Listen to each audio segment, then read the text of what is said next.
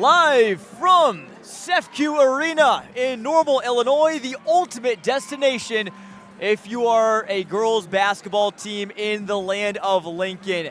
Today we have two semifinals coming your way, starting with Peoria, Notre Dame, and Mount Carmel, two fantastic teams having fantastic seasons and looking to clinch a berth in tomorrow's state title game, an inch closer to glory. Good afternoon, everyone. Jonathan Michael here in the booth alongside Caden Sexton. We're so glad you're tuned in with us live and for free here on ClutchSportsIsle.com. Proudly sponsored by Torque Fitness, Performance, and Training. And Caden, it's just so good to be here. I mean, the fans are filing in. The games don't get much bigger than this. It is such an exciting time. I mean, there's only one more game bigger than this, and you're not guaranteed in playing that one. You'll at least have one more. Now that you've made this point, you at least get one more game. It's a matter of, are you playing to hang the state title, or are you going to be competing for third? It's about a 40-minute drive for the Peoria and Notre Dame Irish faithful, and it's 3 hours and 20 minutes for Mount Carmel, but both sides are about the same in how much filled up they are, and we should be in store for a loud and exciting game in just a few moments, John. I'll show you the scene here. The P&D fans filing in so much green here. The student section over to our left. How about the entire school of P&D? Seems like it's here. Yeah, it's Jersey Day for them. They're wearing a lot of NBA and jerseys that we see over there. They're showing out well. And again, this Irish squad and their fans and their community ready to have a big one here and ready to cheer loud. It's a team that, again, has seen plenty of success.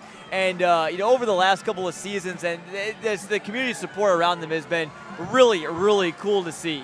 No, most definitely. I mean, when they had their run last year, it was the first time going to state in a couple decades, and they are the reigning 2A state champions, for those of you tuning in not familiar with the P&D history. But, when you got a team that's so well followed and has so much travelers and fans traveling with them, it kind of motivates you as a player to play for your faithful and to play for your fans. No matter if it was, last year, me and you called several of their games on the way to state together, and I remember each one of those, the entire side for P&D, whether it was 20 minutes away, whether it was an hour and a half away, P&D filled their stands for their faith. They are the faithful for the Irish. Most definitely. And a good crowd, too, from Mount Carmel. They are decked out in their maroon and gold. They're the Golden Aces. Again, it is not the Mount Carmel. There's Catholic High School in Chicago. There are a couple Carmel-related schools in the state. They are the Southern Illinois Mount Carmel. And how about them, Caden? There's some shirtless fans, painted chests, metallic gold paint with it say, "Go Aces," in maroon, and so I bet they're going to be ready to be very, very loud. This is the first ever state trip for Mount Carmel, so they are going to relish it and just really, really savor this experience. Right, second trip, or second season, first trip in the program's history, but second season for head coach Matt McCarty. He's got a 55-9 record and does not want to enter double-figure losses today. You just were talking about the Mount Carmel fans. There's some maroon and gold throughout across from us, in almost every section across the way. Again, we're in CEFCU Arena here in Normal, so it is a very big stadium and a very big environment. Almost all of the 100 level is filled by Mount Carmel fans. We talked about those spray-painted chests, but also behind us, we've got a blue and green head with a shamrock shaved into it from the Irish. So definitely some paint on both sides of the court. That is actually our good friend Kyle, the owner of Torque Fitness, Performance, and Training, who, again, sponsoring today's broadcast. Definitely encourage you to check them out if you either are an athlete or a family member of an athlete, and they can really get you set to take your game to the next level. A lot of these P&D players do train with Torque Fitness, Performance, and Training, and look where it takes them. It's brought them to the state finals for the second year in a row. Irish student section getting loud for the cameras here. And again, so glad you're with us here. Again, a lot of P&D fans here, obviously, but if you can't make it, again, we're so glad you're with us here on Clutch Sports Media. I'm Jonathan Michael here alongside Caden Sexton. And Caden, let's talk a bit about how both these teams and how they got here. In the Super Sectionals, Peoria Notre Dame beat Stillman Valley, a one-loss Cardinals squad, by 11 points, 67-56. They were in control for most of that game, and Mount Carmel they took down Kankakee Bishop McNamara, so they've already taken down a private school on their way here to Normal. Yeah, 25 points for Julia Mingus in that win over Stillman Valley.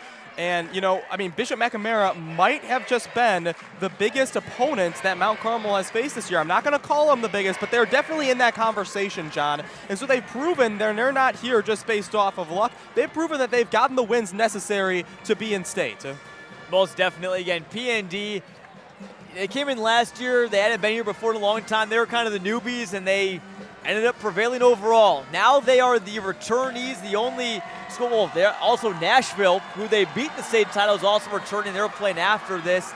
But again, they just have the big target on their backs. Everyone wants to take down the champ, and they've adjusted well to life as the top dog. I mean, they have played a phenomenal schedule. You look at the teams they've played, and their losses have come to some of the best teams in the entire state. All teams that are still playing here in the state finals for PND. You're right, John. All 4 teams that have beaten the PND Irish so far this season are not just still alive, but they're all a class above 2A. Whether some of them are 3A, some of them are 4A, but no matter, they have not lost to a 2A school this season. And as the state champs, that means, winning it without losing to any 2A schools doesn't really give you much of a dispute. Most definitely. And again, PND, not your typical Class 2A school. They're tall, they're lengthy, they're fast, they can shoot, they can pretty much do it all. And it's going to be a tall task for Mount Carmel here today, but you never know, Caden. They call it March Madness for a reason. We've seen some crazy games, and you never know how these teams are going to respond. Maybe when you don't have the pressure on you like Mount Carmel, that will be something to keep an eye on too as well. Also something to note, this is going to be PND's last few games in Class 2A after they're going to move up to Class 3A next season, given their success here in Class 2A.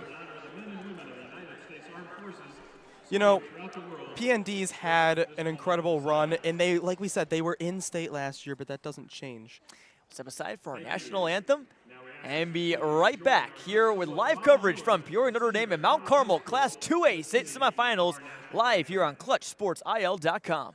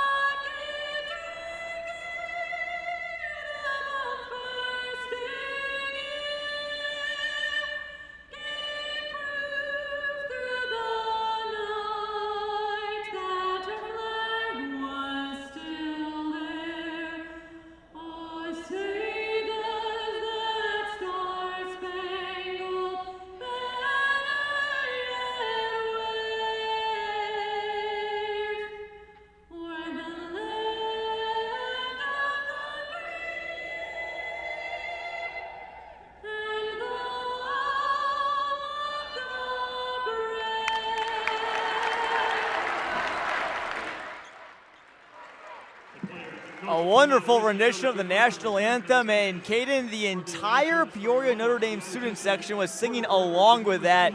They are ready to make some noise. They brought their singing pipes with them too. Well, and it wasn't just them. I looked down the line of the Irish, and more than half the girls were singing along to the anthem during the performance.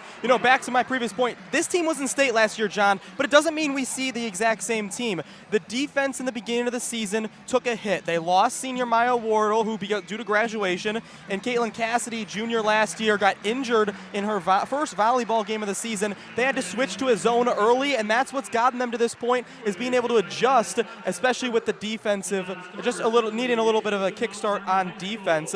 And another thing about this team that just makes them different is they're different not compared to last year, but different compared to everybody else, is their length. This is one, as you mentioned, they are a standout 2A school, and that's mainly because of their size. Not many other 2A 2A schools are as tall as them and as long as them across the floor. Yeah, P&D with 4 6-footers on the roster, and 3 of them will start as the non-starters for both squads get introduced, and they shake hands with the IHSA mascot, the big ol' lovable orange A with a big blue hat attitude at half court, shaking hands, a staple of the IHSA state finals. And again, for Mount Carmel, they have 2 6-footers, Macy Randall and Maddie Stevens, but again, that's their strength, has been their length, because Mount Carmel also a fairly sizable lineup too as well, but I'm curious to see how it's going to fare against the 6-foot Allie Sticklemeyer, the 6'2" Lexi Bear, the 6'1" Cora Hines, plus you got 5'10" Emmy Wardle and a very pesky Julia Mingus on defense for P&D. No, you're right. PND's got a lineup top to bottom, but there's 3 stars over on Mount Carmel Ace's side. You've got Maddie Stevens averaging 10 a night, and she's 6 foot. You've got Riley Hershey. She's the point guard, the facilitator. She's averaging 15 points a night and dishing out 6 assists. She's only 5'7", but again, Julia Mingus only 5'6" on the other side of the ball. And then you look at their outstanding player. The junior Macy Randall is their quote-unquote center. She stands at 6'3", taller than anybody else on Peoria Notre Dame side, and she's averaging not just 16 and a half a night. She already broke the rebounding record at the school and has 1,000 points in her junior campaign. 1,000%. We're going to be calling Randall's name a lot as the P&D non-starters get introduced. How about Caitlin Cassidy? Again, you mentioned her not being able to play this season, missed her volleyball season and basketball, but she's dressed in uniform, obviously not going to play, but they allowed her to put on the uniform, get introduced, and that is wonderful to see. I saw her score her only points of the season on senior night, so that was a really cool gesture back against Abingdon Avon, one of many big wins for this Peoria Notre Dame squad. And again, just looking at kind of the story of the season for both squads, P&D, they won holiday tournaments at Prairie Central and Boylan. They played Washington in that first ever girls game of the Tournament of Champions. We'll have the Panthers here, right here on ClutchSportsIL.com later today. So that was a big matchup. They were 7-3 on December 14th. Played some tough teams early, but now they have won 25 of their last 26, Caden, and you look at their numbers, they have outscored teams on average by 26 points per game. A lot of these games have not been close. We'll see if they can continue that dominance here today. Well, same wavelength, John. I was just about to say, since December 15th, 25-1 record. They're coming in on a 14-game winning streak. And you also mentioned, before I get back on to Peoria and Notre Dame, you also mentioned Washington, which their girls team, who will be playing later on today, right here on Clutch Sports Media, just walked in and took their seats to watch some 2A action. Again, they aren't going to play any of these teams, but they are here to get some scouting, just to get some basketball knowledge as the Notre Dame faithful Irish are getting their introductions for their starters. P&D coming in at 32-4. Mount Carmel comes in at 30-4. They are members of the Little Illini Conference. Shared the conference title alongside with Newton and Paris. Actually a common opponent for both of these squads. P&D played Paris earlier in the year. But here's the starting lineups as they're going to introduce right now for P&D. It's who you'd probably expect is Julia Mingus, the 5'6" senior guard going on to play at University of Illinois Springfield next season. Joined by Allie Sticklemeyer, the 6' senior forward playing soccer at Drake next year. And then you got Emmy Wardle, the 5'10" sophomore guard who hit the game-winning shot in the state title game last year. Lexi Bear, the 6'2" junior, and Cora Hines, 6'1" sophomore. Mount Carmel, they bring out Macy Randall, the 6'3" center, alongside Evie Sellers, a 5'9" sophomore forward. Madeline Mann, a 5'8" junior guard. Maddie Stevens, a 6'10" senior forward, and Riley Hershey, a 5'7" sophomore guard. All set for tip-off. P&D is going to be going left to right here in the opening half. They're in their home whites as the higher seed with blue numbers and green trim. Mount Carmel in their road blacks with some maroon piping and yellow trim, or gold trim, I should say, down the side. A good, pleasing uniform matchup. Caden and P&D wearing the all-pink shoes, too, as well. Yeah, P&D's got the all-pink shoes, except for head coach Lane Lanehoff, who's got some nice green with some white trim and a gold Nike logo on his feet. Wonderful shoots from Lane Langhoff. Our Michael Savoy here taking pictures, got a good snap of that. And again, plenty of other people here from our hardworking Clutch Sports Media crew all day long. Joey Wright will be bringing you the live coverage. Michael Savoy, Nicholas Yosefi here as well. The tip-off is won by Mount Carmel. A little bit of an awkward tip-off there and goes to the Golden Aces as Maddie Stevens controls it now around the perimeter. Now right in front of us, it's Sellers. They feed it, cutting Stevens. She lays it in. What a wonderful cut from Maddie Stevens, and some good ball movement to start for Mount Carmel on the first possession. Yeah, Stevens, talking about her in the open, just over 10 points a game. She's not the number one, but she's definitely in the top 3. Wardle penetrating, kicking. Hines couldn't get the shot to go. A little bit of an awkward look there. Now Mount Carmel, no numbers the other way, but they bring it up with Riley Hershey. The 5'7" sophomore guard averages a shade over 15 points per game. Randall, the team leader, with 16.6 points per game and 11 boards. She averages a double-double. Now on the drive, it's Hershey kicking out on the near corner. It's Madeline Mann. Some pressure there from Wardle. She takes it away. P&D in transition. Wardle speeds up the floor but can't get the layup to fall. Rebound is brought in by Stevens. Still a great play by Emmy Wardle. She picked the pocket and was able to go down and fast. And the pass is to Macy Randall. She lays it in using the height at 6'3". And I don't think the Irish could have tipped that one. 4-0 Mount Carmel. Yeah, Emmy Wardle was the facilitator all season, and she got it in a couple possessions ago to Cora Hines, who, Coach Lainoff talked about. Cora Hines is somebody they don't run sets for. She's just right time, right moment. Top of the key 3 from Lexi Baer, the sharpshooter who they call gunslinger, some of them do, and she misses that one. Now the Aces the other way. They try to feed the post into Stevens, and they're going to say it deflected off of Baer, who was behind Stevens. That draws the ire of the green men and pink ladies from the Irish student section. A little bit of a mismatch right now. They got Emmy Wardle at 5'10", guarding the 6'3" Randall. It's Hershey with it now on the perimeter. Now Wardle back on Hershey. She'll step back out and step on the big old cursive D. Doug Collins court here at Sefco Arena. Mingus trying to take it away from Randall, who lost her balance and was stuffed by Lexi Baer. Here comes P&D in transition. It's up to Mingus. Driving baseline, up and under. Layup good off the glass. I mean, nobody contested Julia Mingus once she started her attack into the paint, but it was Julia Mingus who got Randall a little bit off her mark by tipping it when she was trying to dribble, and then Lexi Baer just ripped it out of the air. 5:30 to go here in the first quarter.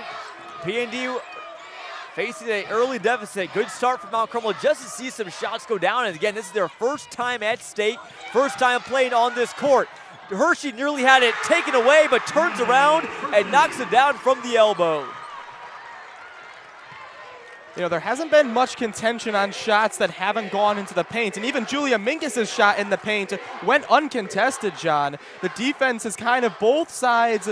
It's a man defense look for Mount Carmel. They talked about how they switched from zone to man. Other side, the Irish switched from man to zone. Baer driving and kicking. Sticklemeyer will dial one out from deep. It came up a bit short.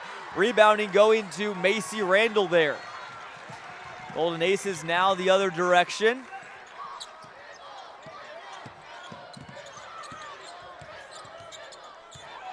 Hershey wants to drive, but Mingus is playing a feisty defense. Now Wardle, and Mingus with a pickpocket, that time on Madeline Mann. It's a 3-on-2 in the paint, and basket's good for Sticklemeyer. Allie Sticklemeyer getting it to go again. She's committed to play soccer at Drake. Scored the game-winning layup in the final minute against DMAC back in the sectional title game. That was the most adversity that P&D has faced all postseason. 47-43, they won that one in front of a rowdy crowd in Mackinac. Randall will drive in on a couple of Irish, and they'll get called for the foul. It'll be number 2 of this opening frame here with 4:03 to go.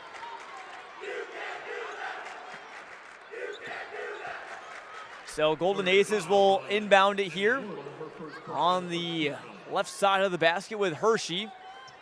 And Randall early on proposing a lot of matchup problems for P&D again, who's better overall size, but Randall's the tallest player on the floor at 6'3". Now Hershey trying to get back up top near the IHSA logo.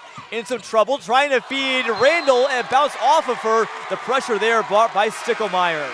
Yeah, Stickelmeyer made that ball go out of bounds and forced a turnover for Irish ball, but it was Lexi Bear's ferocious defense in man coverage that kind of sparked that transition kind of throw out. We got our first time out of the game. We'll take a quick break here on ClutchSportsIsle.com. Again, you're watching IHSA Class 2A State Semifinals. Mount Carmel leads early 6-4. Are you an enthusiastic sports fan? Want to have fun and get in on the action? Heck, yes. That'd be awesome. Have great attention to detail? Want to stay active? Definitely. Want to give back to the student athletes in your community? Obviously, yes. Then you'd make an excellent high school sports official. We need more officials in Illinois. Because with no high school officials, there are no high school sports. Sign up today at highschoolofficials.com.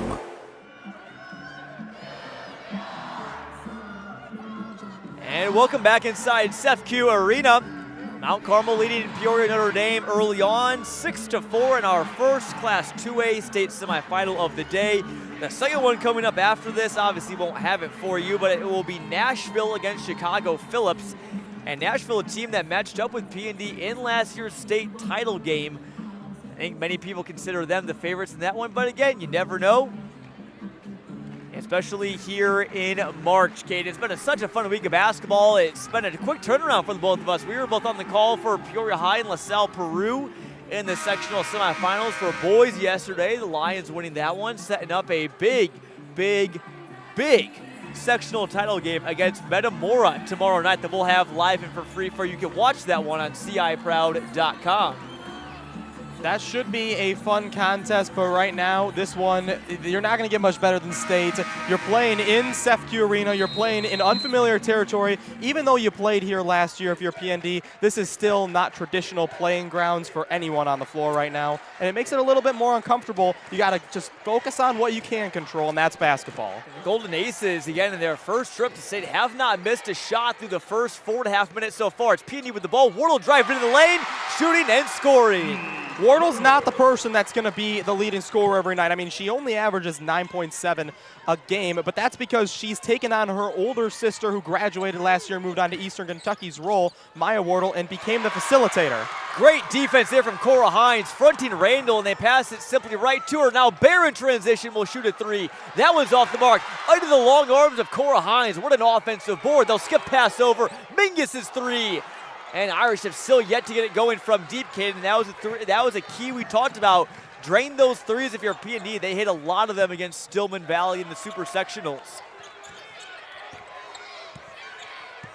I mean, when you got Julia Mingus shooting just barely under 50% from beyond the arc throughout the season, and then Lexi Bear, who shot that one, is just about 40% from three. When you got two shooters you can rely on to go too deep, it makes you hard to play paint defense.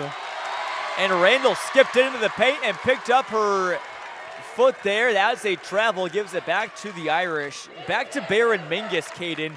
They combined to shoot 10 for 14 from three-point land in the super sectional game. That's just absurd numbers. They also didn't miss a free throw either. They went 10 for 10 and went 13 for 20 combined from the field. Now Stickelmeyer pass over to a wide open Emmy Wardle, and she can hurt you with the three ball. You know, Emmy Wardle, like we just talked about, she's not going to be the #1 scorer on most nights, but that doesn't mean she's not a threat to become that #1 scorer at any given moment. Hershey drives to the lane for Mount Carmel and gets fouled. That'll be the second foul on P&D here of this game. And Wardle, the leading scorer for the Irish so far, 5 points. They call her, I think it was a nickname given her by her family. Her father, Brian Wardle, obviously the head coach at Bradley. Her mother, Alicia Wardle, a soccer standout at Marquette. They call her Easy E. She's got a little bit of a different demeanor than the very intense Maya Wardle. Emmy, again, she's laser focused. She's competitive, but it's just not quite as in your face as Maya Wardle quite was. It's just different styles of leadership. And different styles of leadership is not a bad thing. It just means they're different people, even though they are sisters. And Maya's just like her dad, is what Coach Lanehoff was saying. First substitutions for both sides. Good hands from Lexi Bear, pokes it out. Now Wardle in transition, driving in, through contact, almost got the layup to go, but she'll shoot 2 from the line.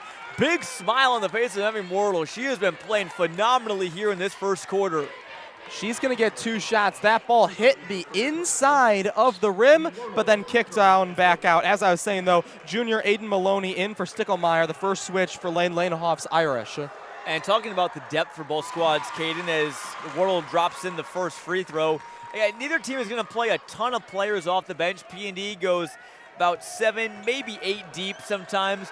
But Mount Carmel, they, for most of the year, as that one rattles off the rim and the backboard and down from Wardle. Mount Carmel has only gone 6 deep for about half of the season after one of their players, Evie Knapp, caught mono during the conference tournament. Randall on the other end, meanwhile, got fouled on her way up, and she'll shoot free throws. As she gets 2 and we have a minute to breathe, another fact about Knapp is that she is the daughter of head coach Matt McCarty of Mount Carmel. So different last names, but again, that is her daughter, Evie Knapp. But it's Randall here at the line. She has been undoubtedly the focus here for the Golden Aces so far. Almost every possession, she's touching the ball almost every possession.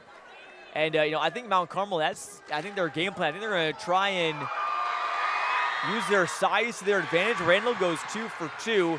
They're not quite as good of a three-point shooting team as P&D, but again, they can make some big shots. Wardle making a nice move.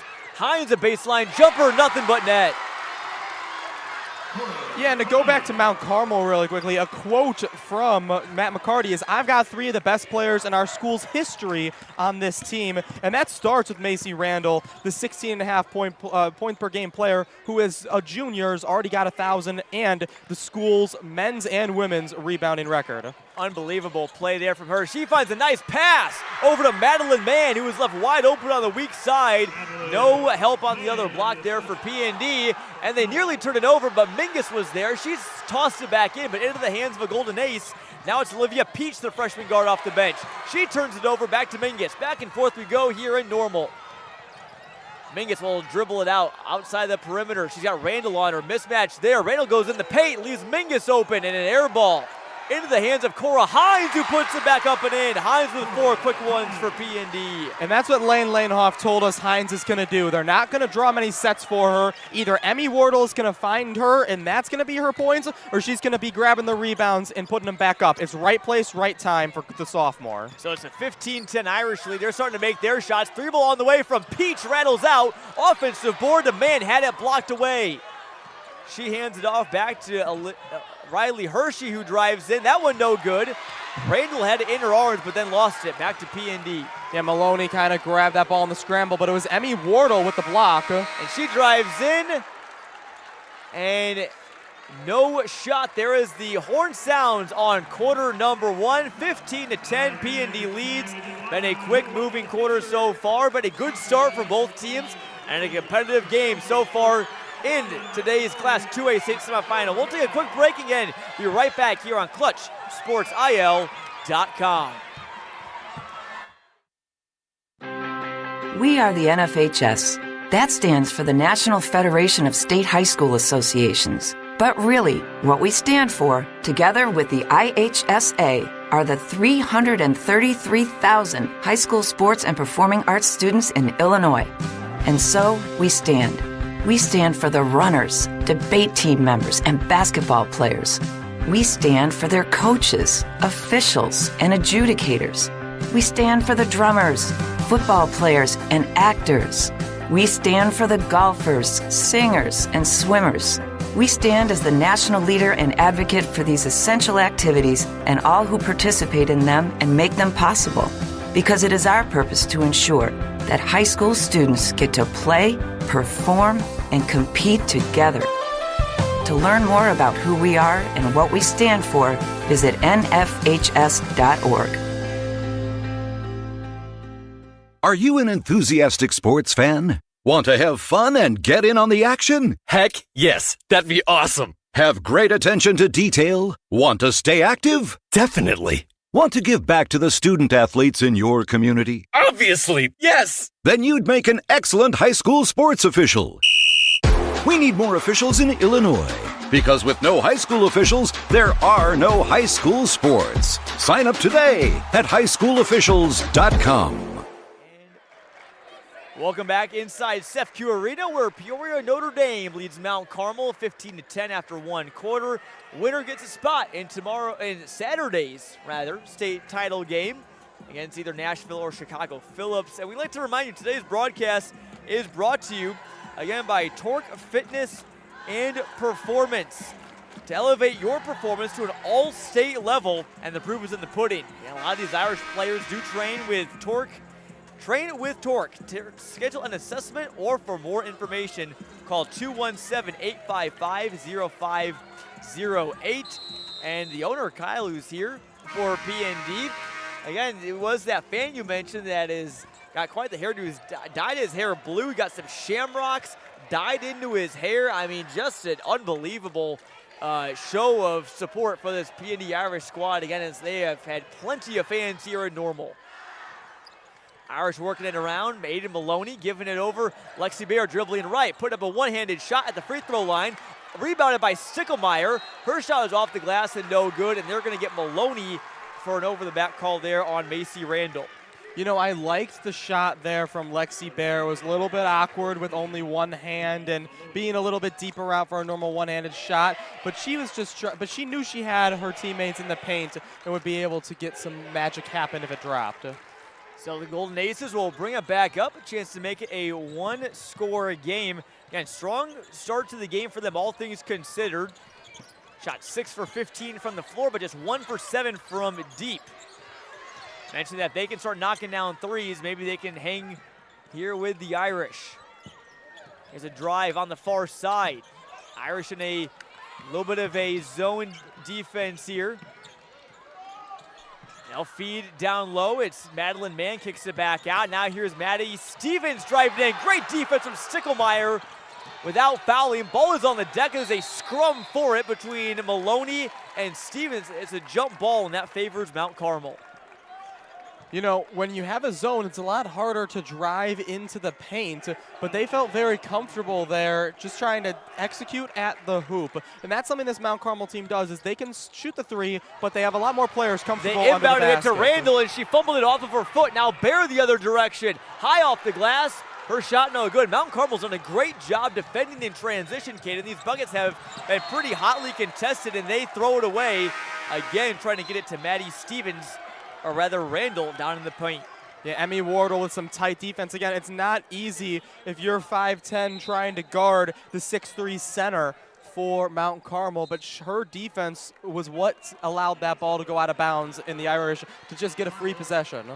We have a substitution here as Evie Sellers checks in for Mount Carmel. Madeline Mann, one of many multi-sport athletes for Mount Carmel, takes a seat. Mann runs cross country and track, guards the other team's best guard pretty much every game, as Wardle driving on the left side. She's been busy on that side tonight.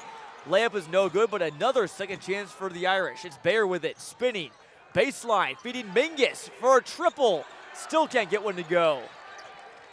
It's only a matter of time, you feel like, before those go down, but Mingus is still looking for her touch in this one.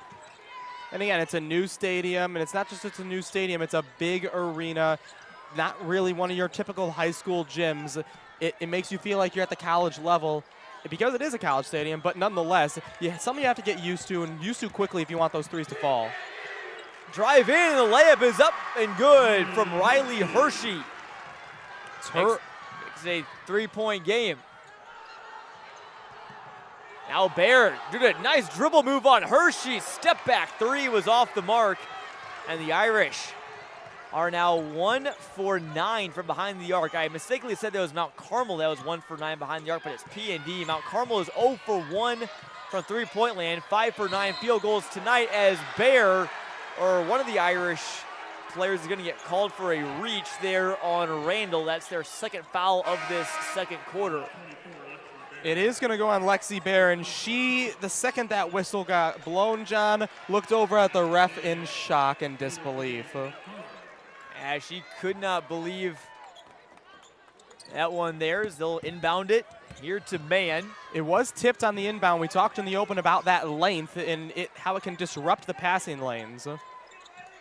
Still controlled, though, by the Aces.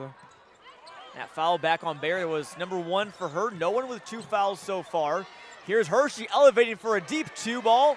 And off the mark. It's Baer pushing it the other direction for the Irish. Boy, do they love to run and just push it up the floor. They find Hines, who had trouble corralling it, and it ends up in the hands of Hershey. I mean, that was a heck of a play by Hershey. She came flying in and on the jump got that ball. 3 ball to tie is good. Olivia Peach off the bench. That's a big one for Mount Carmel and one that can potentially swing the momentum in this game. Sicklemeyer feeding it to Hines and just a nice little 8-footer. And that's what you need if you're PND. You need to slow it back down. I mean, Olivia Peach was left, the freshman, just got a 3 ball, her first points of the day, and that's shifted the momentum in this building. Mount Carmel calls timeout, John. So they'll talk things over, 17-15. Again, been a great battle so far here inside CEFCU Arena in Normal, the home court of Illinois State Redbirds. You know, there's a chance that maybe some of these players someday may eventually play basketball here, either for Illinois State or another Missouri Valley Conference team. You know, you look at the next level talent. Again, Mingus playing Division II down in Springfield for the Prairie Stars next year. Again, you got Emmy Wardle, I think probably, again, just a sophomore, but definitely a college prospect, just a do-it-all guard. Any program will be lucky to have her. Maybe she goes to Eastern Kentucky, teams up with Maya. Lexi Baer, though, she has got some Division I offers, including Bradley. Again, 6'2", junior guard, can really shoot it. She will definitely, I think, be playing at the next level. And if she goes to Bradley, she'll be playing here once a year, every year. So, and Mount Carmel will get plenty of D1 talent. Oh, Maddie Stevens for them, Caden, 6-foot senior forward for them, committed to playing beach volleyball at McKendree University. Yeah, so not just basketball for these Golden Aces. Mingus back to the ball, but she tipped it nonetheless in the lane. Randall drives in slowly, puts up a shot. Great defense, just walling up from Lexi Baer. She has been in a battle tonight. The ball is on the deck. We get a tie-up, and it favors the Irish. Yeah, and that's one thing that Lane Lanehoff said is that they've just got to get and become a wall. They are longer than most 2A schools, so if they have the mentality to just be a wall and get the first rebound, they can have success. They became a wall, but it's been taking second, third attempt to get the rebound, and second, third attempt means more opportunities for second chance efforts and points for the opponent. So it's the Irish trying to make it back to a 2-score game. It's been a fairly seesaw affair so far. P&D has led for a majority of this one after Mount Carmel took an early 4-0 advantage. Missed shot from the Irish brings it back to the Aces, and Hershey sporting a bubble braid hairstyle. It was a one-handed effort by Wardle that flipped the floor. She's the leading scorer. And again, you know, she's not been the leading scorer most nights. It's usually been Mingus or Baer. Peach puts up a 3, and it's too strong. Would have given the Aces the lead. But again, you know, maybe in these state games, Emmy Wardle has that extra drive as Baer comes down the floor and puts up a one-handed floater into the paint. It's 19-15 Irish lead. And that's her first points of the game. And, you know, she's the second leading scorer for the Irish with just a hair over 15.5 a night. But she also excels in grabbing that rebound. And she's been great at every element other than scoring so far. Shot put up on the other end. It's Hershey. Took a couple bounces off the rim and down. That one good from about 10 feet. So the Aces respond 19-17. And again, Caden, you know, a lot of these teams that P&D has faced, even the good ones, sometimes aren't able to hang with P&D, but Mount Carmel doing a good job of doing it so far.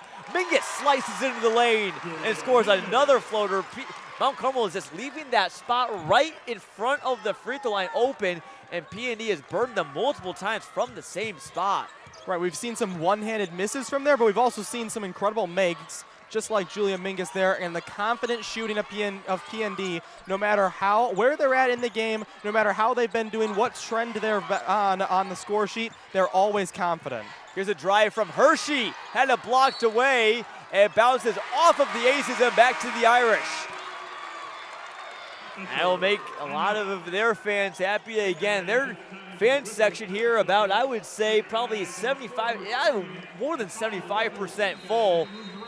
roped off about 3 or 4 sections here at Redbird, or CEFCU Arena, I should say. Timeout on the floor. We'll take a quick break and be right back again. P&D leads Mount Carmel 21-17.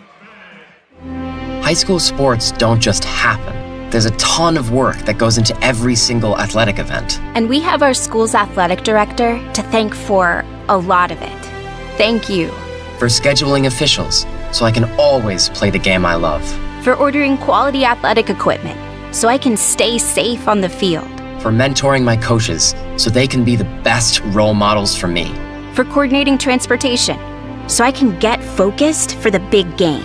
For helping us develop character and learn lessons that will benefit us for the rest of our lives. Thank you to our AD for always creating a positive experience for us. We'll never forget it. From all of us at the NIAAA, thank you to every athletic administrator in Illinois for all you do to enrich the lives of your students. It does not go unnoticed. This message presented by the NIAAA, the National Interscholastic Athletic Administrators Association. Welcome back inside CEFCU Arena. Jonathan Michael here alongside Caden Sexton. Hopefully you haven't gotten too tired of our voices yet. We're having so much fun here at the IHSA State. Again, alongside all of our Clutch Sports Media crew, we got a big crew here providing lots of coverage. Our Michael Savoy has been here taking some pictures. You can check those out on our social media channels, and also we'll have some up on CSM Overtime, which you can subscribe to for plenty of coverage for Central Illinois High School sports. Everything written coverage there, daily roundups, news, feature stories, lots of game stories from the playoffs. And subscribe today, clutchsportsil.com/overtime. That's where our Joey Wright comes in. Joey, co-founder of this company, now lives and works in Champaign, but he has come up and helping us out. He'll be writing the game story from this one. Also talking to some P&D fans and other people from around the community, getting their thoughts on P&D's trip here at State. So again, be sure to subscribe for that. We'll have so much coverage coming your way both today and maybe even Saturday too, if either of these teams win. But if they do play Saturday, we will definitely be here. Nicholas Yusefi also providing updates on social media. P&D with the ball is Wardle. Another push shot near just inside the free throw line, but they get the offensive board. P&D has been busy on that offensive glass tonight. Now Wardle will slow things down at the top of the key. Sticklemeyer ready to set a screen, but backs away. Mingus takes a three from Sticklemeyer. Golden Aces switch on that one. They switch just about everything. Mingus now guarded by the 6'3" Stevens. 7-inch size difference there. Approaching 1:25 to play here in the second quarter. Irish being very patient with his possession, Caden. Yeah, and they've changed the play now a third time. They don't feel the need to have to shoot. Bear drove baseline and threw it right to Hershey. Clawed passing lane there. Now she speeds up the floor. Sellers and Hershey play catch. Approaching 1 minute to play. And the Aces with the basketball. Right here in front of us on the floor, going right to left. Good defense up top from Bear as Stevens has to pass out to find out. They try to get it to Randall, or rather no, back to Stevens down low, and she lays it up and in. Nice back and forth game from Mount Carmel there. 21-19, 40 seconds left. Wardle dribbling around to the top of the key, and Bear tried to make a move and traveled on it. Kaden, we saw that a lot last night between Peoria High and LaSalle Peru. They're going to call those travels pretty tightly in the playoffs. No, they want to make sure that nothing is being missed in something like that travel. You know, they might feel a little bit more comfortable letting it go in the regular season because these are high schoolers, but they're not going to let something like that go in the playoffs. So under 30 seconds to play, Mount Carmel could tie it going into the locker room, or they could take the lead. Hershey, she traveled on the other end, committed the same mistake. It wasn't, again, your typical travel, but you're trying to make a move and you take those 2 steps just before you put the ball on the floor. Right, and it's, a travel half the time is a mental mistake, and I can only expect with 15 on the clock, P&D is going to hold it for the last shot. So Wardle slowly dribbles it up, standing on the March Madness logo. Now she'll drive in the left side on Randall. Big size difference, kicks it out. Sticklemeyer 3, grazes the net and nothing else. So a tough shot there from Sticklemeyer, who shoots 30% from 3. That one, though, that was her first 3 of the game, just trying to get that out of the system. 1.5 to go. Mount Carmel will have a chance to throw one up here at the buzzer. Inbound it to her. She takes a dribble, and she won't even put one up. So it's 21-19. It's been an all-out battle in this first half. Irish lead it by 2. I mean, there's not much more to say. It's been a lot of the paint. The 3 balls haven't really been working, each side only with 1. It's been who's going to win that battle in the paint, and a lot of second chance efforts as well. Neither team is really grabbing those offensive boards that they really want to be taking or be coming down with. And close one so far, and Caden again coming to this one. We knew what P&D was like. We're quite as familiar with Mount Carmel, but I gotta say, I'm pretty impressed with how the Golden Aces played, but again, P&D, though, I think is still definitely in control. I think they have the advantage of being here before, and I think that can especially come to fruition in the second half. And they didn't win state last year on a blowout. They won it on that Emmy Wardle last-second shot. So they know that they can, in your head, just because it's last year's team and they're different, they know in their back of their minds, just because it's close, just because XYZ does not mean the clock is 0. We still got a lot of time to play, and they have a lot of time to play to make that lead. They also have a lot of time to get the game, to keep the game close enough to win in the end by a small margin. A much different semifinal than last year for P&D, where they played Wilmette Regina Dominican and won that one 71-25. I don't think we're going to have that type of blowout here today. It's been a good one so far. Again, alongside Caden Sexton, I'm Jonathan Michael. I'm so glad you're tuned in with us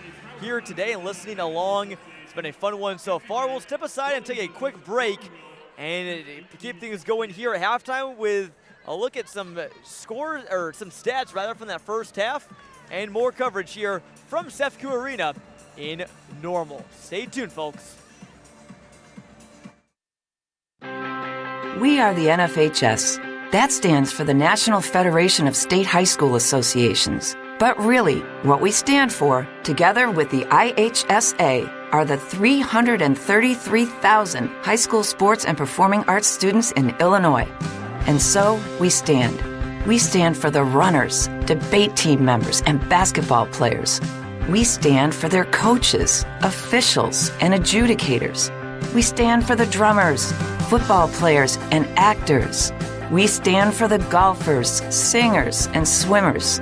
We stand as the national leader and advocate for these essential activities and all who participate in them and make them possible. Because it is our purpose to ensure that high school students get to play, perform, and compete together. To learn more about who we are and what we stand for, visit nfhs.org. High school sports don't just happen. There's a ton of work that goes into every single athletic event. And we have our school's athletic director to thank for a lot of it. Thank you. For scheduling officials, so I can always play the game I love. For ordering quality athletic equipment, so I can stay safe on the field. For mentoring my coaches, so they can be the best role models for me. For coordinating transportation, so I can get focused for the big game. For helping us develop character and learn lessons that will benefit us for the rest of our lives. Thank you to our AD for always creating a positive experience for us. We'll never forget it. From all of us at the NIAAA, thank you to every athletic administrator in Illinois for all you do to enrich the lives of your students. It does not go unnoticed. This message presented by the NIAAA, the National Interscholastic Athletic Administrators Association.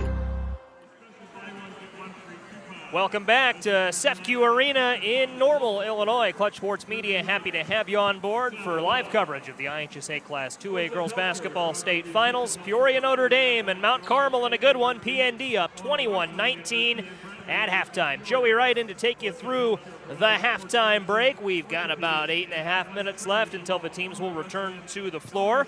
I'd like to take a minute to let you know today's broadcast is brought to you by our friends at Torque Fitness in East Peoria. To elevate your performance to an all-state level, train with Torque. To schedule an assessment or for more information, call 217-855-0508. That's 217-855-0508. 0-8. And as we look at the game in front of us, again, a good one between Peoria, Notre Dame, and Mount Carmel. Run through some first half stats for you. First for Peoria, Notre Dame, Emmy Wardle with 9 points to lead the way on 3 of 7 from the field. She's also made a 3-pointer and knocked down 2 free throws. 4 points apiece for Julia Mingus and Cora Hines, each on 2 field goals. Allie Stickelmeyer with 2 points, and Lexi Bear with 2 points as well. All of Peoria Notre Dame's points have come from its starting 5. Mount Carmel, they are just 1 of 3 from the field here, or pardon me, that's not quite accurate. They're 8 of 19 from the field overall, so or 8 of 18, I should say, so just a tick under 500. 6 of those points have come from Hershey, 4 apiece from Stevens and Randall, and 2 points from Mann. Field goal percentage, Mount Carmel a little better, 44%. Peoria Notre Dame sits at 36% for the first half. Notre Dame's made 9 of its 25 field goals, mentioned 8 of 18 for Mount Carmel a minute ago. Each team has made a 3-pointer. Mount Carmel a little more effective from beyond the arc so far. They're 1 of 3. Peoria Notre Dame 1 of 10. Both teams 100% from the field, or from the free throw line, I should say, on a pair of free throw attempts. Mount Carmel has turned the ball over 10 times. That's where a lot of Peoria Notre Dame's advantages come from in this one. 12 points off turnovers to 5 for Mount Carmel. Notre Dame's turned the ball over just 4 times so far. Rebounding, 16 boards for Mount Carmel, 10 for Peoria Notre Dame. 11 of Mount Carmel's boards have come on the defensive glass. Notre Dame has 5 rebounds on the defensive glass, 5 offensive rebounds as well. Second chance points. Only 2 of those offensive rebounds have translated into, or I should say only 1 of those offensive rebounds has translated into second half points so far. That came from a Notre Dame putback. Points in the paint about even. P&D scored 14 points in the painted area, 12 points for Mount Carmel. Fast break points 2 apiece. Steals, again, 6 for Notre Dame and 3 for Mount Carmel. 6 minutes and change left in the halftime period here. Joey Wright taking you through halftime. Again, big thanks to our friends at Torque Fitness for sponsoring not only this broadcast, but we'll have another one for you later in the afternoon. Washington going to take on St. Ignatius. Should be a really good Class 3A semifinal. Congratulations to both of our area teams that have made it this far to the state tournament. And again, full coverage online at clutchsportsil.com. We'll have some written coverage for you, some great social media coverage on the way. Going to be a really fun conclusion here to the IHSA girls basketball season. We'll take another break and turn it back over to Jonathan Michael and Caden Sexton. They'll call the second half of action. It should be a good one.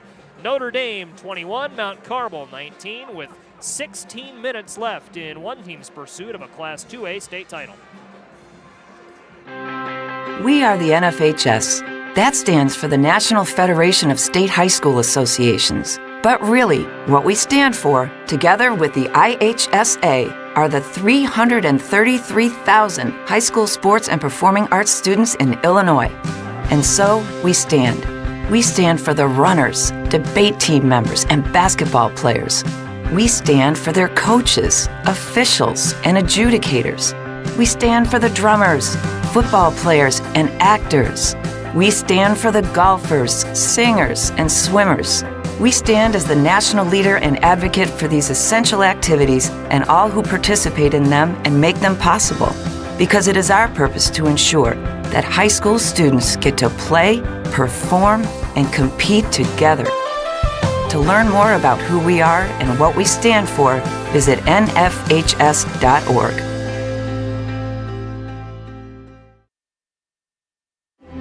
High school sports don't just happen.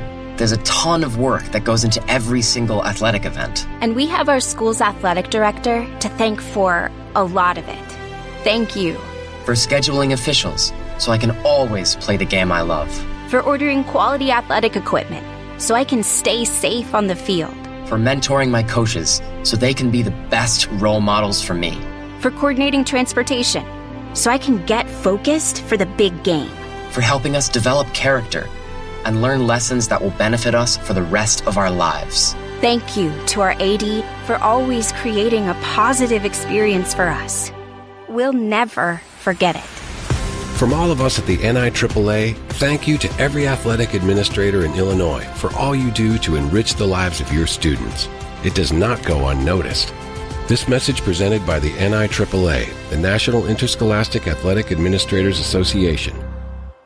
Are you an enthusiastic sports fan? Want to have fun and get in on the action? Heck yes, that'd be awesome. Have great attention to detail? Want to stay active? Definitely. Want to give back to the student athletes in your community? Obviously, yes. Then you'd make an excellent high school sports official. We need more officials in Illinois. Because with no high school officials, there are no high school sports. Sign up today at highschoolofficials.com.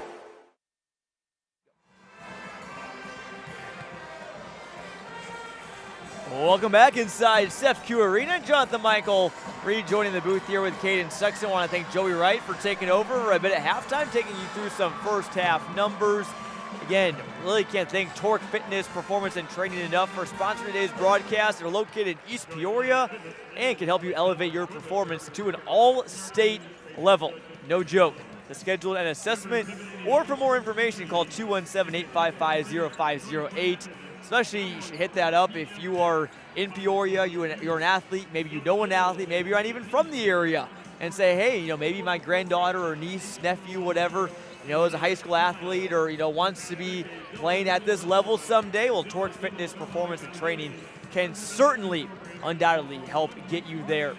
P&D shooting around with Mount Carmel. Again, get some halftime shots up. About 2 minutes to go here before we get going with the halftime, or the second half rather.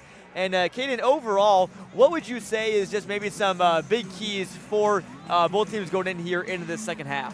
If you're PND, you got to keep disrupting the passing lanes and kind of get those offensive rebounds. They were not as strong getting that first rebound. They were able to get it eventually or enforce the blocks, but if they can grab that first rebound and they keep putting their hands in the passing lane, they can keep having some success. If you're Mount Carmel, just use the size to your advantage. I mean, when Macy Randall in the first quarter drove into the paint, success happened for her. And, they stopped going to her a little bit in the second quarter, and it was because she started missing her shots.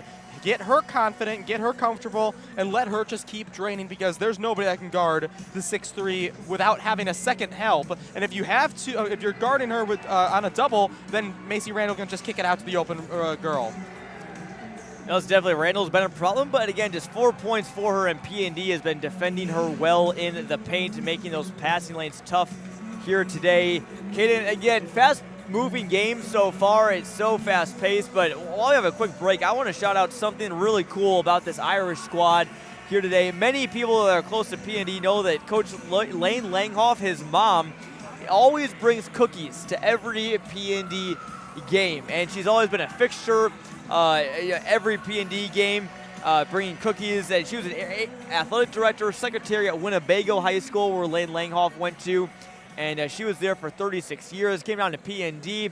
And interesting to note tonight, P&D's normal official scorer is down in St. Louis with Bradley for Arch Madness right now at Missouri Valley Conference Tournament. And so Lane Langhoff's mom is their official scorer here today. And so the funny thing about that was it said that, hey, the cookies are going to be a little bit closer to the bench here this year. I think everyone can be happy about that. I've actually tried one of those cookies before, and they are to die for. Maybe she has some extras and you can snag me one post-game, John. But, the players have the cookies at the end of the bench, but they need to be focused right now on the last 16 minutes of basketball. They've got the lead, but they need to hold on to it if they want to play tomorrow for the title once more. Getting ready to go here for quarter number 3. 21-19, P&D leads. It's been a low-scoring one so far, but that's kind of what you expect in these state games, both boys and girls. Usually there's not a ton of scoring, not a ton of track meets. We'll see who's the grittier, tougher team and who can play for a state title on Saturday. Mount Carmel gets the ball and turns it over right around midcourt, so immediately back to the Irish. Yeah, a press there from Emmy Wardle and Julia Mingus, the two guards applying a press. The first press I think we've seen all night, or afternoon, John. Yeah, I think so. It hasn't been a ton of press from either squad. Bear runs around the arc, passes off to Wardle in the corner. Now she goes back up to the top of the key, hands off Stickelmeyer. Now over with Bear. Pass back to Wardle, the facilitator, averaging nearly 8 assists per game. Nice dump down low, and Hines got fouled on the way up. Beautiful looking play there for Peony. The ball moved well, got a good look, and Hines went up and got fouled. But again, though, Caden, that play was definitely not designed because Lane Langhoff says we don't draw anything up for Cora Hines. She just scores by just being in the right place. And again, having that great size at 6'1", just a sophomore for P&D. So part of this, squad that is going to try and bring this team back here for years to come. Maybe even make it a three-peat or four-peat as Hines goes 2 for 2. Yeah, Hines a 61% shooter from the charity stripe. Both teams are undefeated at the free throw line so far this afternoon, but it's really been about the paint and just being able to walk in comfortably like Hershey there. That time she traveled, but being able to comfortably walk in the paint and take shots. Pair of turnovers to start this third quarter for Mount Carmel. P&D with a chance to stretch this lead back out in front by a little bit more. Here's Sicklemeyer outside the arc. Now Wardle again driving left. She loves that left hand. Driving and kicking wide open. Bayer top of the key. And it rims out. Rebound tipped around and Randall controls it. Yeah, they've been very comfortable shooting threes as Julia Mingus pickpocketed that one, but it went behind and Mount Carmel picked it up. Yeah, Irish bringing that press here as Randall drives in, tries to find Stevens, puts it up, finds space to put it off the glass and in.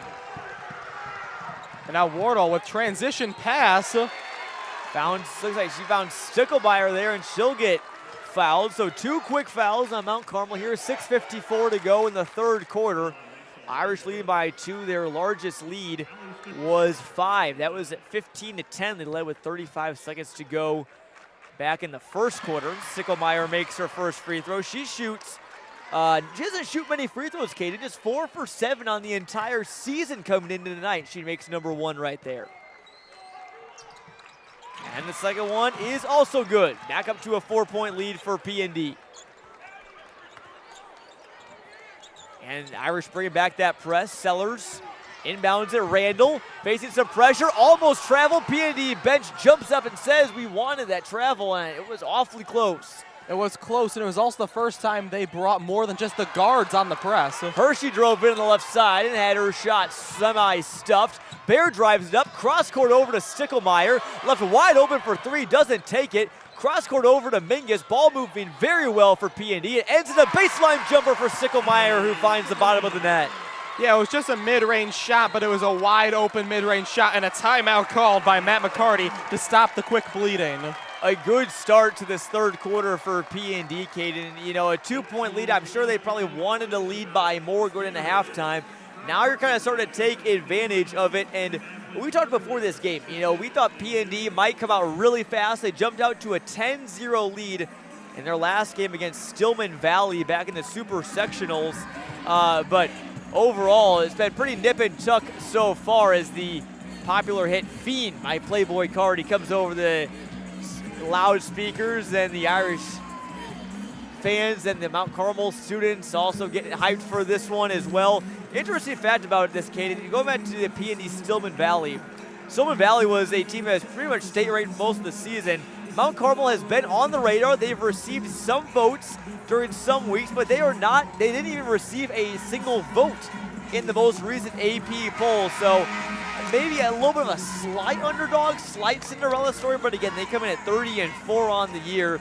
So again, this would be a big win in their first trip to state, but again, P&D definitely the favorites coming into this one. No, you're correct on that one, John. I mean, this is a team that only has, P&D is a team that also only has 4 losses, but their 4 losses have gone to teams that are still in the hunt for a state title on their own seasons. Yeah, P&D lost to Washington back in the Tournament of Champions back in Washington, that first ever girls game, a monumental one for that tournament. They also lost to national powerhouse Incarnate Word down in St. Louis as Mount Carmel tries to break this P&D press. Also fell to Alton, a Class 4A team that's down here at state. Playing tomorrow as Randall puts up a tough shot off the backboard and rim. No good. P&D goes the other way. Irish's other loss was to St. Ignatius, who Washington will face at 6:30, and you can tune in and listen to that one right here on ClutchSportsIsle.com. 3 ball from Wardle, no good. Hines almost grabbed the board. It will result in a tie-up.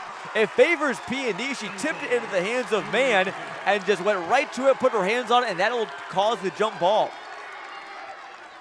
Yeah, it was off of Hines' hand. It came a little bit too hot, but she was able to run straight over and force a jump off that kind of gift anyways. Bears step back 3 comes up short. And Stevens corrals it for Mount Carmel.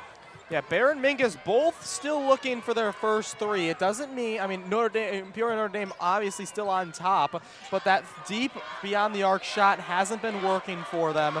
Only 3 made was in the first quarter by Emmy Wardle. And that's a big key, and we talked about for P&D as Randall lays it up and in underhanded through contact. I don't know how she got that one to fall, but it's back to a 4-point game. Hines quickly turns around on the other end. Irish respond yet again as Hines has now got 10 for the Irish. Yeah, and Hines just did the exact same thing that Randall did on the other end of the floor. Just back down your defender and hook a shot over him. Rather, Hines with 8, pardon the correction there. Had a big one so far. Hines has played very well in the playoffs. Scored 14, 13, 23, and 16 in their first 4 playoff games. She has come alive, and P&D comes away with a steal. Mingus pushing it up the floor.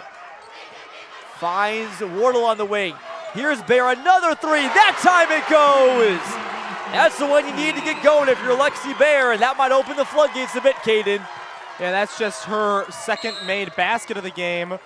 Her first 3 and obviously first points of the second quarter. As we got a foul on the floor, it looks like it's going to the Irish. Yeah, I think Bear reached in on Randall, and Lane Langhoff in disbelief puts his hand on his knees.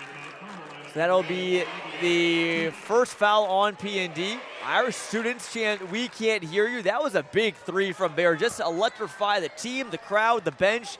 Also that student section here as well that showed out in droves. Well over probably 200 students here for the Irish. 3 ball on the way from Mount Carmel, comes up short. And Lexi Bear goes up for the board. It's a jump. It favors the Aces. And the fans of the Irish getting restless. Macy Randall shoved Lexi Bear after the jump ball whistle. Irish chanting maybe not for a jump ball, but maybe chanting for a T. The whole bench is saying T for the Irish as they give the ball to Mount Carmel for the inbound. That might poke the Bear even more if you're Mount Carmel. And gotta have your head on straight in these big games. Can't afford a technical foul, especially if you're down 9, but they play on. Rebound, shot was no good. Pass over Mingus, 3 ball is good! Huge momentum shift in Normal. It's a 12-point Irish lead. P&D fans are going ballistic. Well, and that's what you needed. You needed your 2 3-ball shooters to find their touch. Both of them got open looks, and both of them capitalized on it. It forces another timeout for McCarty and the Aces. First 3s of the game for Mingus and Bear, and that was our key going into this was make sure Mingus and Bear can shoot well. It took them a while to get going, but now they are. And the Irish, their bench players are dancing in the huddle right now. They're feeling this momentum. Here with 3:53 to go in the third quarter. Again, I want to thank Torque Fitness and Performance for sponsoring today's broadcast. Without them, today's broadcast would not be possible. So make sure if you want to elevate your performance to an all-state level, train with Torque. To schedule an assessment or for more information, call 217-855-0508. Again, that's 217-855-0508. P&D smelled blood in the water, had a little bit of an advantage. They got a couple buckets, led by 6. Then Lexi Bear drains it through the top of the key. Then Mingus, after offensive or a defensive board, leads to a transition opportunity. A great pass, cross court from Stickelmeyer to find Mingus. And really, that's an underrated thing about P&D, Caden. They have passed the ball really well, especially on some of these skip passes. You know, they just eyes all over the court. Their vision is second to none. Yeah, they're finding the open player, and, Coach Lane Lanehoff talked about how girls' athletics doesn't always have to be pretty, and these are really best friends. They do not care about the stat sheet. They care about getting the win and finding the open player just so that they can get the extra point, more and more points. None of these girls are selfless or selfish. They're all selfless. Most definitely. It's such an underrated aspect of any high school sports, rather. And yeah, these P&D girls, you can just tell, just best friends on and off the court. You can just tell how close they are. Again, the bench dancing on the floor. Again, you got Caitlin Cassidy, again, senior for the Irish, who started in these games all season last year, tore her ACL during volleyball season. And always provided words of wisdom and words of motivation and encouragement. I'm sure she probably was talking to Julia Mingus and Lexi Baer in those timeouts, said, hey, just keep on shooting. You're a good enough shooter that those shots will go down. And what do you know? She was right. Mount Carmel facing all sorts of problems in the backcourt. Going to be a 10-second call. Lexi Baer and the Irish are loving it. Lexi Baer is Golden Aces can't hear themselves think right now. Lexi Baer is static. She was the one. Her ferocious defense in the press kept the Mount Carmel where they were standing. It was Maddie Stevens, the ball carrier, and immediately Lexi Baer clapping to the student section. Bears puts up a triple, no good. And that situation is tough if you're Mount Carmel. You only got 2 timeouts left. They throw it up the floor, goes out of the hands of Sellers and back to P&D. You don't want to burn another timeout when you just used one. You got 2 left. P&D's got all 5 of theirs, as nearly a turnover in the backcourt. Wardle wasn't ready for it. Regains the ball, and we'll get a foul on Mount Carmel. All P&D in this third quarter with 3:25 to go in the frame.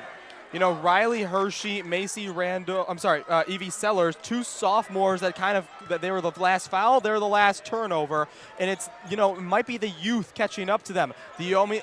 Besides the sophomores, Cora Hines and Emmy Wardle, there's no freshmen and no other sophomores really playing on this P&D roster. Wardle's 3 rattles in. 3 straight triples for the Irish. Wardle's got 9 points. Wardle was the only one to score a 3 in the first half for the Irish. 3 to counter for Mount Carmel's no good, and into the hands of Stevens. Her long arms at 6 foot brought it in, but Mingus takes it back away. Wardle in transition, feeds Sticklemeyer, she'll shoot.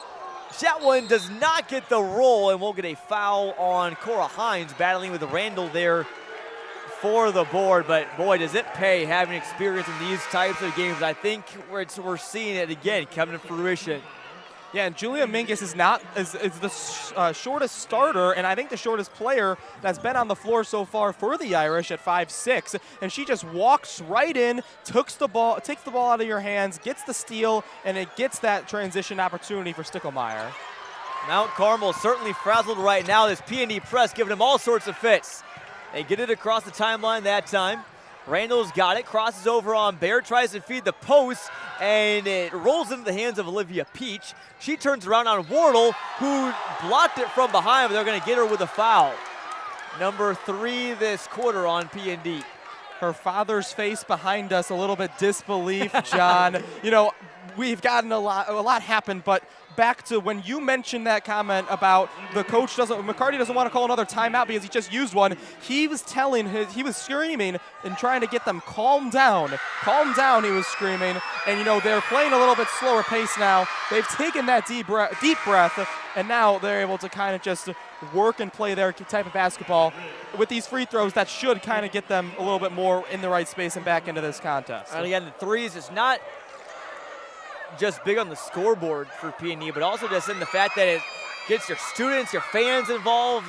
Irish fans have been very loud so far as Peach knocks down both of her free throws. But, when you hear those cheers and everyone's loud and you know that those cheers are not for you, that can do something to you mentally, especially to a team that hasn't played here at state before. Wardle drives in, guarded by Stevens. Kicks it out, Baer. 2:06 to go. Irish by 13. Wardle fakes right, goes left, tries to feed Hines. Pass was taken away. It was a great move by Wardle because she had a clear walk to the paint. Pass up to Peach. She puts up a 3 and off the mark. Cora Hines just put a dog on the glass and brings it in. Irish quickly up the other direction. Baer a crossover. Step back 3. That one would have brought down the house. And Hines got fouled there on that offensive board. Boy, Hines has just been all over the glass tonight, Caden. She's got, I think, now 7 or 8 boards today.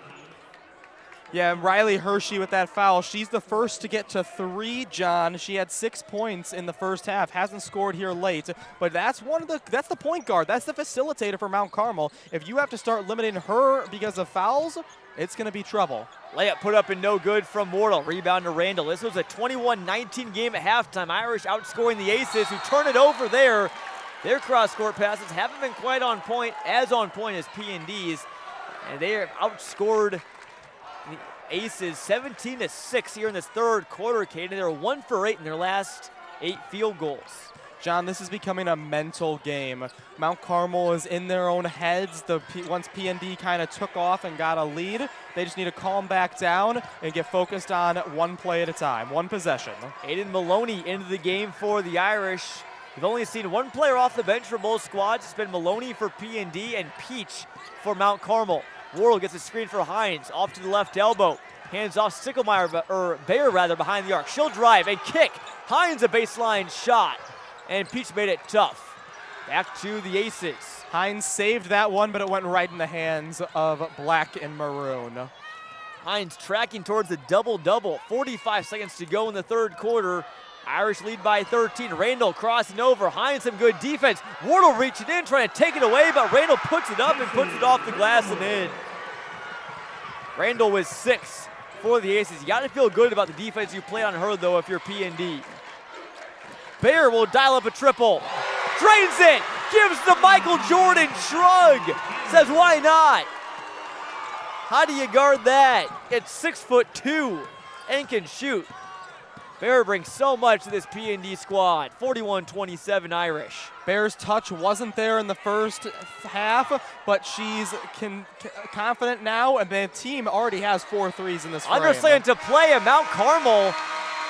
There's no communication there. Olivia Peach had the ball. It wasn't even no one from the Aces on the sideline, or the team was looking at the clock, so time will expire. It's 41-27 P&D, and the Irish are 8 minutes away from playing in Saturday's 2A state title game. Stay tuned to see how this one finishes here from Normal. We'll be right back after this on Clutch Sports Media.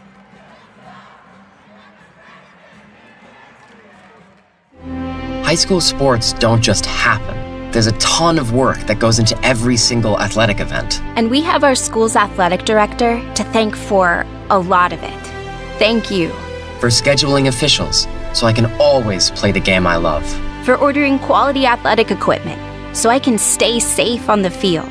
For mentoring my coaches, so they can be the best role models for me. For coordinating transportation, so I can get focused for the big game. For helping us develop character and learn lessons that will benefit us for the rest of our lives. Thank you to our AD for always creating a positive experience for us. We'll never forget it. From all of us at the NIAAA, thank you to every athletic administrator in Illinois for all you do to enrich the lives of your students. It does not go unnoticed.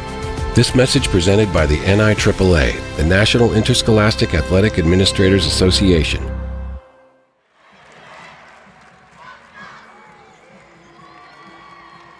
Welcome back inside SEFCU Arena. Big third quarter has the Irish out in front, 41-27, Caden. They outscored the Aces 20-8 in that frame. And you look at just the third quarter alone, P&D 6 for 14 from the field, 4 of 10 from behind the arc in that frame. Mount Carmel, meanwhile, just 3 of 10 from the field, and they did not drain a 3 in that quarter. That's all around Irish domination in that frame, and they just got to keep it going, and they'll be playing here back on Saturday against the winner of Nashville and Chicago Phillips for a state title. Right, it's not, you know, you don't want to leave and take a foot off the gas. You don't want to lay back and not bring the same intensity. But you also have to think about, okay, at what point, and it's too early to have this conversation, I know that, but you are playing for state in 2 days.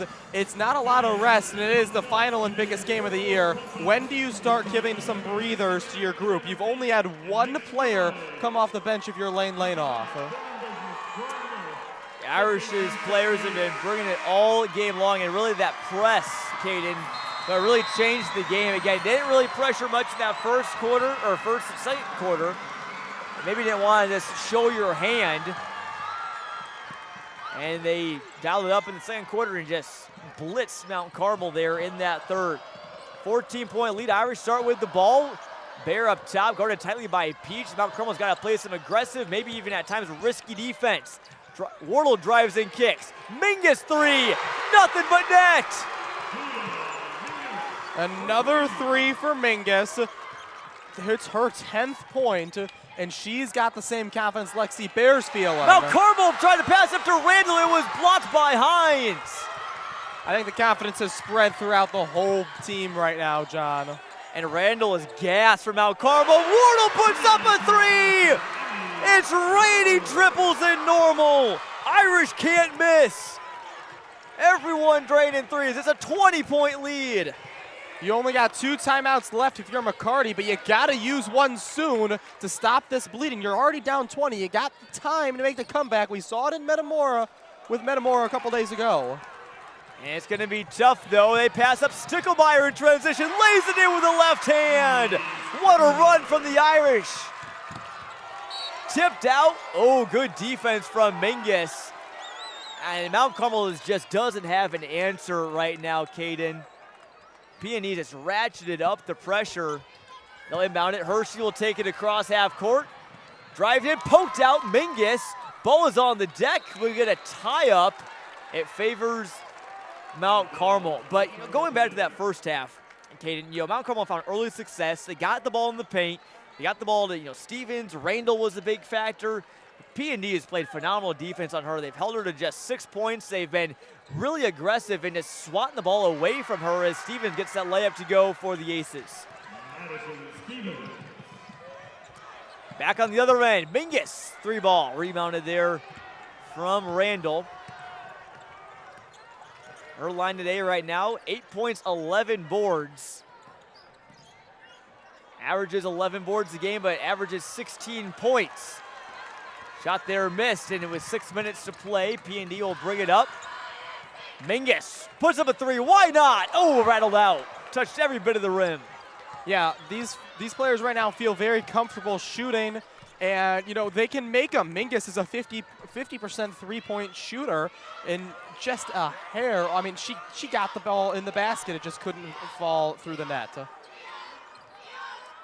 Peach, the 3-ball with 6 minutes to play. Bounces off the rim and over the top of the backboard. And back to P&D. Well, the Irish defense is focusing heavy on Macy Randall. She scored 4 quick ones, and ever since then, she's only added 4 more points to her campaign. When you're talking about a star player who's got the height over you, they're not even letting her touch the paint. I mean, that time she wanted to drive, but she met 2 players before even touching the paint. And so you can't make if you're going to dominate on the paint, they figured out hey, let's just not let her get there. And when she's tried to, when she drives in that double team and tries to kick it out, P&D has been stealing it almost every time. Mingus, another 3 from the same place that rattles out in the same manner. And Mahoney had the putback, but a little bit off. She smiled, though, on transition. Mount Carmel with it. Ball on the deck again. Picked up. Here goes Stickelmeyer. 2-on-2. Wonderful pass. Threads the needle to Bear. Stickelmeyer more excited about that one than Bear is.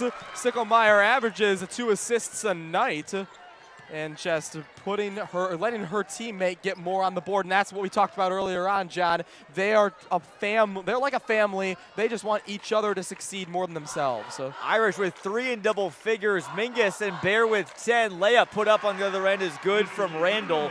She's got 8. Emmy Wardle with 15, leading P&D so far. And Hines and Stickelmeyer are on the doorstep of double figures too. They both have 8 apiece. Stop play for a moment for the Mount Carmel foul. But yeah, I mean, this P&D team is not going to put the foot off the gas pedal. We've known that for a long time watching this group. But they're feeling themselves right now. I mean, there's all smiles up and down the bench, up and down the floor. Even Lane Lanehoff just cracked one with the ref. Difference in this game is Bear working it around, spinning, driving, putting up a one-handed shot, and his buckets for Lexi Bear. 53-29 with 4:13 to go, Caden, and this game is just about, or rather 53-31, pardon me. Almost out of reach by this point, and the story of the game has been the turnovers. P&D has turned the Aces over 18 times. They came away with 21 points.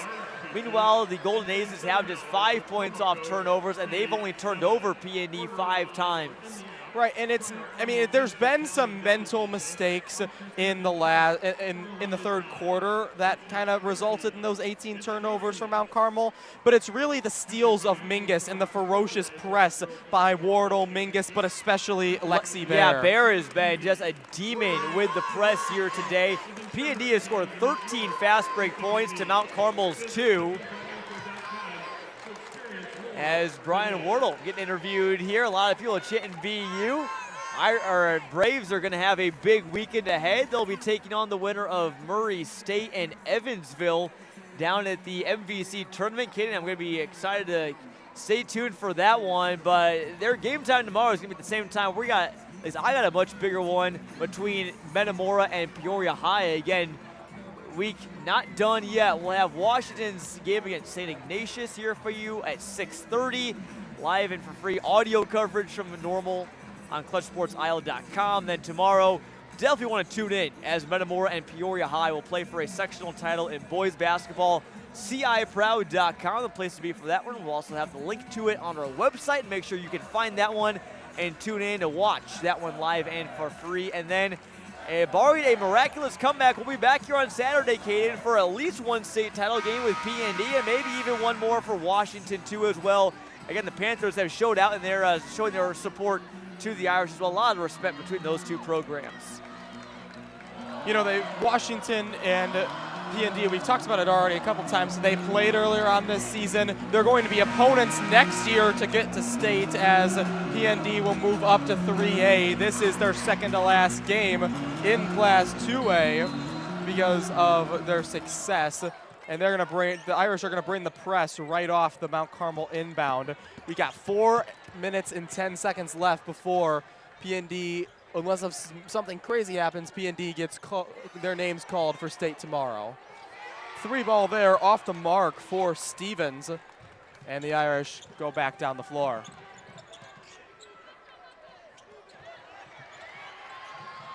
And P&D with it. Emmy Wardle brings up the floor, under 4 minutes to play, fires it over. Bear in the corner, you got it.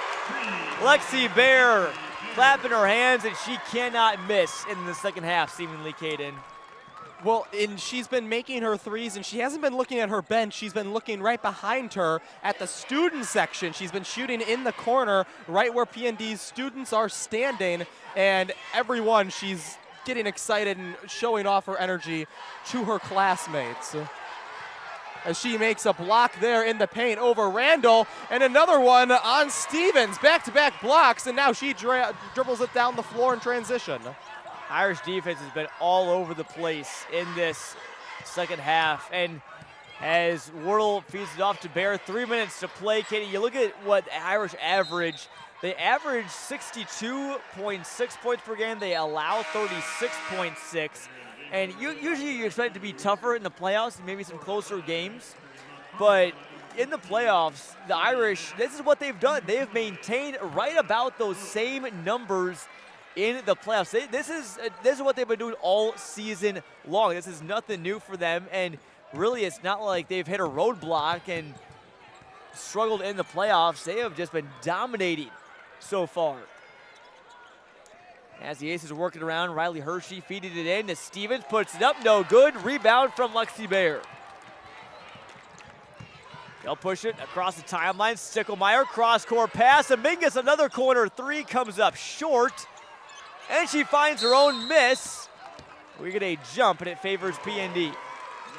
Some bench players in for Mount Carmel, including Cara Lewis, 5'7", senior center. First time that we've called her name here today. Well, you know, we were already talking. The Irish in games that they win average 66 points. They're just 10 shy of that. 3 ball in the way, and guess who? If you guessed Lexi Bear, you'd be right. Another 3 from Bear, and now she's got 15. She's got 14 in the second half. Or rather, alone. she's got 18 points, rather. I forgot to count that one. So Bear with 18, Wardle with 15, Mingus with 10. And a full 5 switch for Lane Lanehoff's Irish. And he walks to the student section. And he eggs on the crowd, telling them to get loud. The seniors, the veterans have done their job. How about it, Caden? You know, they've got to feel so much pressure after winning the state title to get back to where they were. And those players like Cora Hines, like Allie Stickelmeyer, like Lexi Bear, Julia Mingus, Emmy Wardle have done that. They will play for a 2A state title tomorrow here as we get some substitutions in Avery Gingland, Celeste Cogdall in the game, Haley Beck in as well. Try and bring you here the other two. Shay Larson is in and Izzy Corey in for the Irish here with 2:06 to go. Irish lead it by 28. Speaking of Shay Larson, she just recorded a foul, which has stopped play momentarily. 2 minutes left in this contest. I don't think she's really cares too much about that foul. She's probably just glad to be out there. And usually when the bench girls are in, it's usually either a really good or a pretty bad sign. But usually for P&D, it's a good sign. Larson almost comes away with a steal. And that's why she's okay with the foul, because she's trying to pick a pocket. A hard screen sent there by Zoe Randall, 5'10 freshman forward into the game for Mount Carmel. Layup is up and good from Maddie Riggs, sophomore center for the Aces. So now P&D will bring it down. We'll see if one of these reserves can get in the scorebook. Would be a cool moment for them. How about the bench would go nuts? They feed it to Beck down low. Her layup no good. Offensive rebound goes to Corey. John, hear this stat really quickly. In games that the Aces win, the opponent averages just 31 points. In games they lose, it's 59. Three ball on the way, no good there from Beck. Another offensive board from Cogdall. Back to your point, Caden. Right, and in games that they lose, the opponent averages 59, and you can look at the scoreboard right now. Baseline jumper good from Haley Beck. She gets in the score sheet. The junior, number 10 in white. Makes it 61-33. We get a foul at midcourt. And how about this, Caden? Caitlin Cassidy is getting ready to check in the game for Peoria Notre Dame. She's only got one frame all season. She scored 2 points on senior night. She has a torn ACL, and every single fan in green, blue, and white is on their feet clapping for Caitlin Cassidy's check-in. What a moment. Caitlin Cassidy got the start on senior night against Abingdon Avon. And they allowed her, very kindly, the Tornadoes did, to, they tipped the ball off. Abingdon Avon won the tip, got a layup. P&D just let him score a layup. Then Abingdon Avon very graciously returned the favor. They allowed P&D to drive up the floor, pass it off to Caitlin Cassidy, who scored her first and only basket of the season so far, in her only game of the season, but she'll get in here. Her second time seeing the floor this year, a big ankle wrap on that left knee. Boy, she's not moving around too bad for having suffered a torn ACL a couple of months ago, rather. But a cool moment for her, and one that she's not going to forget. I did notice she was trying to stay off it during a lot of the team huddles, but, I mean, she's running around fine on the floor. So just a deep shot on the way, up and good. That one's Stella Woodcock for Mount Carmel. Rains the deep, too. Now here comes P&D. We'll see if they give it to Cassidy. They tried to give it to her, and it bounces off of a golden ace. I think they're going to maybe see if they can get a spot-up shot from Cassidy as Shay Larson checks back in for Haley Beck. For Avery Gingland, who will come out. Yeah, they tried to get that ball to Cassidy, but the pass off the mark, and she wasn't really going to dive after it. Now she's posted up right by us. She's kind of just walking right now. They'll pass it to her. She looks up, 25 seconds to go. She'll go cross court. Izzy Corey, Irish, going to celebrate this one. They'll be headed to play for a 2A state title on Saturday against either Nashville or Chicago Phillips. What a second half performance. That is Caitlin Cassidy holding the ball. Hugs Haley Beck at half court. She'll be the last one to touch this one in regulation. And the clock expires. P&D is state title bound, 61-35 over the Mount Carmel Golden Aces. John, before we relish in the victory, I must say, Caitlin Cassidy held the ball, and then at 1 second, hugged a teammate, and then at 1 second left, decided to dribble again and take a shot. And the referee next to us did blow his whistle and call foul. Everyone else on the floor, including the clock keeper, decided to just let the 1.5 second drain, and now we've got some handshakes and some happy Irish faithful. Big win for Peoria Notre Dame. Again, it was a 21-19 game at halftime. They outscored the Aces 40-16 in the second half. It was really just all because of that press. I mean, that really just posed lots of problems. 21 points off of 19 turnovers for the Irish. They shoot 43% from the field and have 3 players in double figures and 5 players that scored 8 or more. And, you know, it was the 3 ball that really did it in. You know, one single 3, and it was by the sophomore Emmy Wardle in the first half. In the second half, 7 completed 3s for the Irish. And the 3 ball never showed up for, on the other side, Mount Carmel. They had just 1 in the second quarter by Olivia Peach, the freshman. And, you know, again, different groups. You got a younger, less experienced team in Mount Carmel, and it definitely showed a little bit towards that third quarter, and especially when the run started for PND, the young and experienced showed off in its finest moments. So PND will play for a state title on Saturday. We'll get to that game time here as we pull up our brackets. I believe that game is at 2 p.m., but we will make sure here that game is at 3 p.m. here at SEFCU Arena. And we'll be right back here on ClutchSportsIL.com for that one. The final tallies from this one: Lexi Bear 18 points to lead P&D on 7-15 shooting, 4 of 10 from behind the arc. Emmy Wardle adds 15, Julia Mingus with 10. And Cora Hines with 8 points, 7 boards. Lexi Bear 1 rebound away from a double-double, 18 points, 9 boards for her. Allie Stickelmeyer 8 points and 4 assists. She shared the ball well alongside of Wardle, who added 4 assists. Haley Beck, that late jumper for PND, gets 2 points as well. For Mount Carmel, they were led again by Macy Randall, their 6'3" all-time leading rebounder, had 10 points and 12 boards. And Maddie Stevens has 8 points and 7 rebounds. Riley Hershey with 6 points. She wasn't as much of a factor in that second half, Caden. That was a big factor in this one for sure. Peach adds 5 off the bench. Woodcock and Riggs add 2 more off the bench in this one. 20-8, they outscored Mount Carmel in both the third and the fourth quarters. Yeah, an identical last 2 frames. And, you know, the story, one thing we do want to note is Mount Carmel's seniors do get 1 more opportunity to play. Despite falling in this contest, you still got a 3rd place game tomorrow between the 2 squads. Between Mount Carmel and the loser of this next match, Nashville and Phillips. The winner of that game will face Peoria Notre Dame on Saturday for the state title, and it could be a rematch of last year's state 2A championship. I certainly am selfishly hoping for that, Caden. But again, Nashville and Chicago Phillips will come up after this. See if the Hornets can get a chance to see P&D here on the floor again at SEFCU Arena. Again, so glad you tuned in with us here on ClutchSportsIL.com. Want to thank again Torque Fitness and Performance for sponsoring today's broadcast.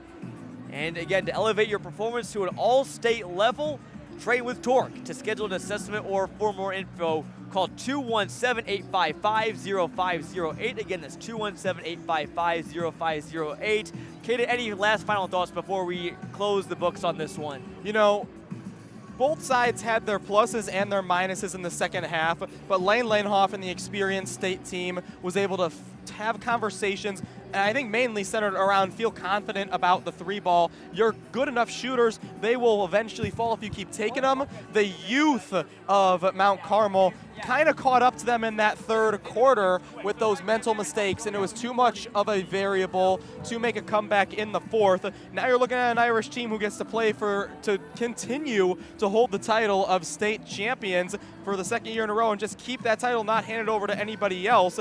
And one note before I hand it back over to you, John, since December 15th, this team is 26-1. They are now They are now 13-0 in neutral site games, with their picking up their 33rd win tonight and extending their winning streak to 15. This team knows how to play in March. They are no longer the newbies. They are the top dogs, the reigning top dogs. They will try and make it that for 2 years in a row on Saturday. Again, once more, your final score, Peoria Notre Dame 61, Mount Carmel 35. For all of our hardworking Clutch Sports Media crew, the coverage is just getting started again. Subscribe to Clutch Sports Media Overtime at clutchsportsil.com/overtime. We'll have multiple stories from today's win for PND, also for Washington as well. Stay tuned to our social media channels. Michael Savoy and Charles Green with awesome pictures from this game that you'll be seeing shortly on social media. And we'll be right back here on Saturday at 3 p.m. as PND will face either the Chicago Phillips Wildcats or the Nashville Hornets for a 2A state title. That will about do it. From SEFCU Arena in Normal, alongside Caden Sexton, I am Jonathan Michael saying so long, and we'll talk to you at 6:30. Michael Savoy and Wesley Stombaugh will have the call of Washington and St. Ignatius in just a few hours. Until then, so long, folks. We'll talk to you soon here on Clutch Sports Media.